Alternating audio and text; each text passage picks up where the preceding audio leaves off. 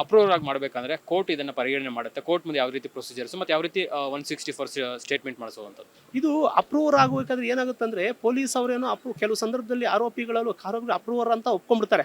Station ಆಯ್ತು sir ಒಪ್ಕೊಂಡ್ಬಿಡ್ತೀನಿ, ನಾನು court ಮುಂದೆ ಹೇಳ್ಬಿಡ್ತೀನಿ ಅಂತ ಒಪ್ಕೊಂಡ್ಬಿಡ್ತಾರೆ. ಮತ್ತೆ ಕೋರ್ಟ್ ಮುಂದೆ ಒಂದು ಉಲ್ಟಾ ಆಗೋ ಸಾಧ್ಯತೆಯೂ ಇರುತ್ತೆ. ಆದರೆ ಆ ಉಲ್ಟಾ ಆಗುವಂಥ ಸಾಧ್ಯತೆ ಇದೆಯಲ್ಲ, ಆ ಒಂದು ಸಾಧ್ಯತೆಗಳನ್ನು ಮೈಂಡಲ್ಲಿ ಇಟ್ಕೊಂಡು ಆ ಉಲ್ಟಾ ಯಾರು ಆಗಲ್ಲ ಅನ್ನುವಂಥದ್ದನ್ನು ಇವರು ಫಸ್ಟ್ ಇಲ್ಲೇ ಫೈಂಡ್ ಔಟ್ ಮಾಡ್ಕೋಬೇಕು. ಅವ್ರ ತನಿಖೆ ಹಂತದಲ್ಲೇ ಅದು ಉಲ್ಟಾ ಆಗಲ್ವಾ ಇವನು ಅನ್ನೋದನ್ನು ಫಸ್ಟ್ ಪರಿಶೀಲನೆ ಮಾಡಿಕೊಂಡು ನಂತರ ಇವನನ್ನು ಕೋರ್ಟ್ವರೆಗೂ ಪ್ರೆಸೆಂಟ್ ಮಾಡಬೇಕು.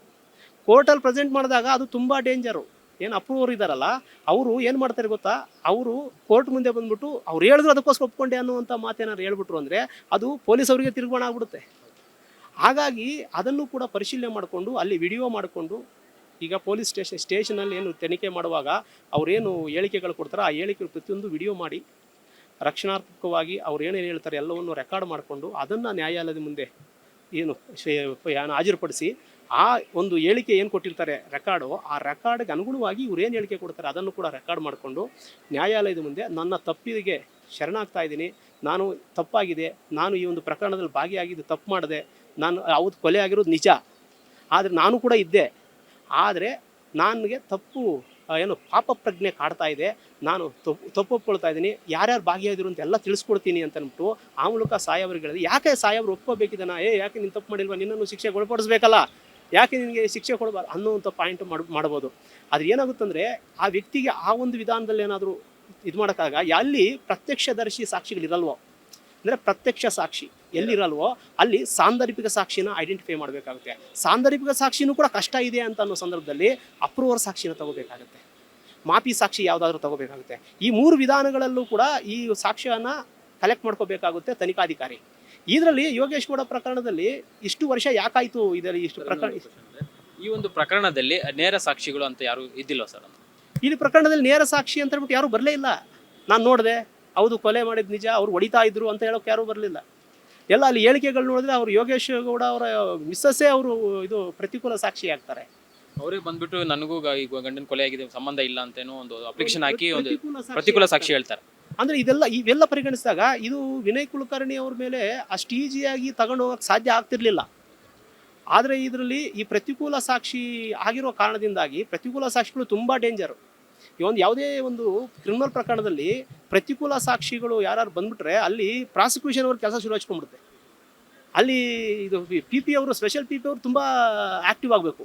ಅಲ್ಲಿ ಸ್ಪೆಷಲ್ ಪಿ ಅವರು ಕ್ರಾಸ್ ಎಕ್ಸಾಮಿನೇಷನ್ ಮಾಡಬೇಕು ಅವ್ರನ್ನ. ಅವ್ನು ಕ್ರಾಸ್ ಎಕ್ಸಾಮಿನೇಷನ್ ಅದರಲ್ಲಿ ಯಾಕೆ ಇವ್ರು ಸುಳ್ಳು ಹೇಳ್ತಾ ಇದ್ದಾರೆ ಅನ್ನೋದನ್ನು ಪರಿಶೀಲಿಸಬೇಕಾಗುತ್ತೆ. ಈ ಒಂದು ಗಂಭೀರವಾದ ಪ್ರಕರಣದಲ್ಲಿ ಪ್ರತಿಕೂಲ ಸಾಕ್ಷಿಗಳು ಬರೋದು ಸಹಜ. ಅವ್ರಿಗೆ ಯಾರು ತನಿಖೆ ಮಾಡ್ತಾರೋ ತನಿಖಾಧಿಕಾರಿಗೆ ಮೊದಲೇ ಗೊತ್ತಿರುತ್ತೆ ಇಂಥ ಪ್ರತಿಕೂಲ ಸಾಕ್ಷಿಗಳು ಬರ್ತವೆ ಅಂತ. ಯಾಕಂದರೆ ಇಂಥ ಪ್ರಭಾವಿ ವ್ಯಕ್ತಿಗಳ ವಿರುದ್ಧ ಮಾಡಬೇಕು ಸಂದರ್ಭದಲ್ಲಿ ಇಂಥ ಪ್ರತಿಕೂಲ ಸಾಕ್ಷಿಗಳು ಬರೋದು ಸಾಮಾನ್ಯ. ಅದಕ್ಕೋಸ್ಕರನೇ ಅವರು ಕೂಡ ಟ್ಯಾಲೆಂಟ್ ಬಳಸಿ ಏನು ಮಾಡ್ತಾರೆ, ಅಪ್ರೂವರ್ ಸಾಕ್ಷಿಗಳನ್ನು ರೆಡಿ ಮಾಡ್ಕೊಳ್ತಾರೆ. ಅಪ್ರೂವರ್ ಸಾಕ್ಷಿಗಳನ್ನು ರೆಡಿ ಮಾಡ್ಕೊಂಡಾಗ ಏನಾಗುತ್ತೆ, ಅವ್ರಿಗೆ ಶಿಕ್ಷೆ ಆಗೋದಿಲ್ಲ, ಸಾಕ್ಷಿ ಆಗ್ತಾರೆ. ಅವರು ಆರೋಪಿಯಾಗಿ ಉಳಿಯೋದಿಲ್ಲ, ಅವರು ಸಾಕ್ಷಿಯಾಗಿ ಉಳ್ಕೊಂಡ್ಬಿಡ್ತಾರೆ. ಆಗ ಅವ್ರ ಮೂಲಕ ಈ ಒಂದು ಪ್ರಕರಣ ಭೇದಿಸುವುದಕ್ಕೆ ಅವಕಾಶ ಆಗುತ್ತೆ. ಆ ಭೇದಿಸುವುದಕ್ಕೆ ಅವಕಾಶ ಮಾಡಿಕೊಟ್ಟ ಕಾರಣದಿಂದಾಗಿ ಅವ್ರನ್ನ ಬಿಡುಗಡೆ ಮಾಡ್ತಾರೆ. ಸರ್, ಇದು ಈ ರೀತಿ ಪ್ರತಿಕೂಲ ಸಾಕ್ಷಿ ಅಂತ ಏನು ಬಂದ ಮೇಲೆ CBI ಅವರು ಈ ಕೇಸ್ ನಡೆಸೋಕೆ ಎಷ್ಟು ಚಾಲೆಂಜಿಂಗ್ ಆಗಿತ್ತು ಸರ್? ಪ್ರತಿಕೂಲ ಸಾಕ್ಷಿ CBI ಅವರು ಈಗೇನು ಯಾವಾಗ ಪ್ರತಿಕೂಲ ಸಾಕ್ಷಿ ಬರುತ್ತೋ ಆವಾಗ ಪ್ರಾಸಿಕ್ಯೂಷನ್ ಅವರು ಪ್ರಶ್ನೆ ಕೇಳುವಂಥ ವಿಧಾನ ಚೇಂಜ್ ಮಾಡಬೇಕಾಗುತ್ತೆ. ಕ್ರಾಸ್ ಎಕ್ಸಾಮಿನೇಷನ್ ಮಾಡ್ತಾರೆ ಯಾರು, ಪ್ರಾಸಿಕ್ಯೂಟ್ರು. ಆ ಪ್ರತಿಕೂಲ ಸಾಕ್ಷಿಗೆ ಕ್ರಾಸ್ ಎಕ್ಸಾಮಿನೇಷನ್ ಮಾಡಿದಾಗ ಅವರು ಅಷ್ಟೀಜೆ ಸತ್ಯ ಹೇಳಲ್ಲ, ಎಲ್ಲ ಸುಳ್ಳುಗಳನ್ನು ಹೇಳಿರ್ತಾರೆ. ಮತ್ತು ಎಲ್ಲಿ ಉಲ್ಟಾ ಹೊಡೆದಿರ್ತಾರೋ ಅದೇ ಉಲ್ಟಾ ಪ್ರಶ್ನೆನೇ ಇವ್ರಿಗೂ ಉತ್ತರ ಕೊಡ್ತಾರಲ್ಲಿ ಪ್ರಾಸಿಕ್ಯೂಷನಲ್ಲಿ. ಆ ಸಂದರ್ಭದಲ್ಲಿ ಏನು ಮಾಡಬೇಕು, ಆರೋಪಿಗಳಲ್ಲೇ ಒಳ್ಳೆ ಉತ್ತಮ ಮನಸ್ಥಿತಿರುವಂಥ ಆರೋಪಿ ಯಾರು ಅನ್ನೋದನ್ನು ತಗೋಬೇಕಾಗತ್ತೆ. ಆ ಆರೋಪಿಗಳು ಯಾರಿದ್ದಾರೆ, ಎಷ್ಟು ಜನ ಇದ್ದಾರೆ, ಅಷ್ಟು ಜನರಲ್ಲಿ ಅವರ ಹಿನ್ನೆಲೆ ಏನು, ಅವರ ಒಂದು ಈ ಪಾತ್ರ ಏನು, ಆ ಪಾತ್ರ ಯಾರೋ ಆಟೋ ಡ್ರೈವರ್ ಇರ್ತಾನೆ, ಯಾರೋ ಒಬ್ಬ ಟ್ರೈಲರ್ ಇರ್ತಾನೆ, ಯಾರೋ ಒಬ್ಬ ಅಂದರೆ ಒಂದೊಂದು ಕೃತ್ಯಕ್ಕೆ ಒಬ್ಬೊಬ್ಬರು ಒಂದೊಂದು ಥರ ಸಹಾಯ ಮಾಡಿರ್ತಾರೆ.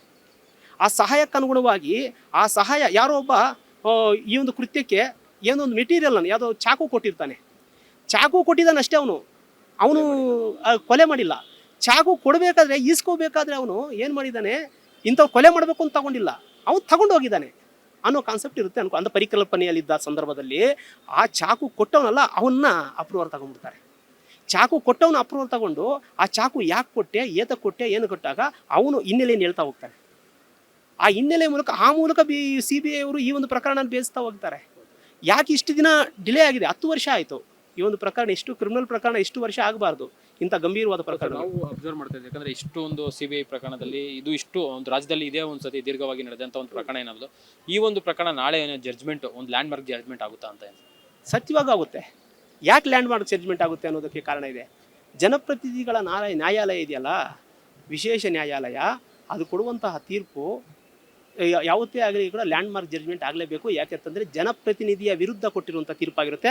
ಆ ಜನಪ್ರತಿನಿಧಿ ಪ್ರಸ್ತುತ ಜನಪ್ರತಿನಿಧಿ ಆಗಿರ್ತಾನೆ, ಪ್ರಸ್ತುತ ಒಬ್ಬ ಸಿಟ್ಟಿಂಗ್ MLA ಆಗಿರ್ತಾನೆ ಅಂತ ಅನ್ಕೊಳ್ಳಿ. ಅಂದರೆ ಸಿಟ್ಟಿಂಗ್ MLA ಆಗಿದ್ದವನು ಕೂಡ ಅವ್ರನ್ನೂ ಕೂಡ ಜೈಲಿಗೆ ಒಳಪಡಿಸ್ಬೋದು. ಅಂದರೆ ನ್ಯಾಯಾಂಗದ ಮೇಲೆ ಇರುವಂಥ ನಂಬಿಕೆ ದೃಢಕಾಯವಾಗುತ್ತೆ. ಆ ದೃಢಕಾಯವಾಗಬೇಕು ಅಂದರೆ ಇಂಥ ಒಂದು ಪ್ರಕರಣಗಳಲ್ಲಿ ಶಿಕ್ಷೆ ಆಗಲೇಬೇಕಾಗತ್ತೆ. ಇಂಥ ಪ್ರಕರಣ ಯಾವ ಮಟ್ಟಕ್ಕೆ ಆಗುತ್ತೆ ಅಂದರೆ, ಈಗ ವಿನಯ್ ಕುಲಕರ್ಣಿ ಪ್ರಕರಣ ಇವತ್ತು ನಾಳೆ ಜನಪ್ರತಿನಿಧಿಗಳ ಮೇಲೆ ಇನ್ನೊಂದು ಯಾವುದೋ ಪ್ರಕರಣಗಳು ಬರ್ತಾವಲ್ಲ, ಅವಾಗ ಮಾಪಿ ಸಾಕ್ಷಿಗೆ ಹೆಚ್ಚು ಬೆಲೆ ಬರುತ್ತೆ. ಧೈರ್ಯ ಮಾಡಿ ಇನ್ನೊಂದು ಕೇಸಲ್ಲಿ ಧೈರ್ಯ ಮಾಡಿ ಹೊರಗೆ ಬರ್ತಾರೆ, ಮಾಪಿ ಸಾಕ್ಷಿಗೆ ರಕ್ಷಣೆ ಇದೆ, ಪೊಲೀಸ್ ರಕ್ಷಣೆ ಕೊಡ್ತಾರೆ ಅನ್ನುವಂತಹ ಧೈರ್ಯ ಈ ಒಂದು ಕೇಸ್ ಮೂಲಕ ಗೊತ್ತಾಗುತ್ತೆ ಮಾಪಿ ಸಾಕ್ಷಿಗಳಿಗೆ. ಆಗ ಬೇರೆ ಒಂದು ಜನಪ್ರತಿನಿಧಿಗಳ ನ್ಯಾಯಾಲಯದಲ್ಲಿ ಏನು ಬೇರೆ ಬೇರೆ ಕೇಸುಗಳಿದೆ, ಅಂಥ ಕೇಸುಗಳಲ್ಲಿ ಬೇರೆಯವರೆಲ್ಲ ತಪ್ಪುಗಳು ಒಪ್ಕೊಂಡು ನಾವು ತಪ್ಪಾಗಿದೆ, ನಾವು ಪಾಲ್ಗೊಂಡು ತಪ್ಪು ಮಾಡಿದ್ವಿ ಅಂತ ಅಂದ್ಬಿಟ್ಟು ಇದು ಮೊನ್ನೆ 11ನೇ ತಾರೀಕು ಇನ್ನೊಂದು ಪ್ರಕರಣದಲ್ಲಿ ಅದೇ ಥರ ಮಾಪಿ ಸಾಕ್ಷಿ ಹೇಳೋದು, ಅವ್ರ ಡ್ರೈವರ್ ಒಬ್ಬರು ಲೇಡಿ ಕೊಲೆ ಪ್ರಕರಣದಲ್ಲಿ ಅದರಲ್ಲಿ ಅದೇ ಥರ ಮಾಪಿ ಸಾಕ್ಷಿ ಆಗಿದ್ದಾರೆ. ಈ ಥರ ಒಂದೊಂದೇ ಮಾಪಿ ಸಾಕ್ಷಿಗಳಾಗ್ತಾ ಹೋಗುತ್ತೆ. ಇದು ಮಾಪಿ ಸಾಕ್ಷಿಗಳ ಮೂಲಕ ಶಿಕ್ಷೆ ಪ್ರಮಾಣ ಪ್ರಕಟ ಮಾಡಿ ಜಡ್ಜ್ಮೆಂಟ್ಸ್ ಕೊಡೋದ್ರ ಮೂಲಕ ಏನಾಗುತ್ತೆ, ಸಮಾಜಕ್ಕೆ ಬೇರೆ ಥರ ಒಂದು ರೂಪ ಕೊಡ್ತಾ ಹೋಗುತ್ತೆ. ಮತ್ತು ನ್ಯಾಯಾಲಯದ ಮೇಲೆ ಇರುವಂಥ ನಂಬಿಕೆ ಹಂಗೆ ಉಳ್ಕೊಳ್ಳುತ್ತೆ ಈ ಥರ ಪ್ರಕರಣಗಳೆಲ್ಲ ಮಾಡುವಾಗ. ಈ ಪ್ರಕರಣವನ್ನು ಇನ್ನೊಬ್ಬರು ರೆಫರೆನ್ಸ್ ತಗೊತಾರೆ. ಅಂದರೆ ಇಂಥ ಪ್ರಕರಣದಲ್ಲಿ ಮಾಪಿ ಸಾಕ್ಷಿ ಹೇಳಿದಂಥ ಒಂದು ಸಾಕ್ಷಿಗೆ ಇಷ್ಟು ಗೌರವ ಇದೆ, ಅದೇ ಥರ ಈ ಪ್ರಕರಣದಲ್ಲೂ ಪರಿಗಣಿಸಿ ಅನ್ನುವಂಥದ್ದನ್ನು ತಗೊಳ್ಳೋಂಥದ್ದು.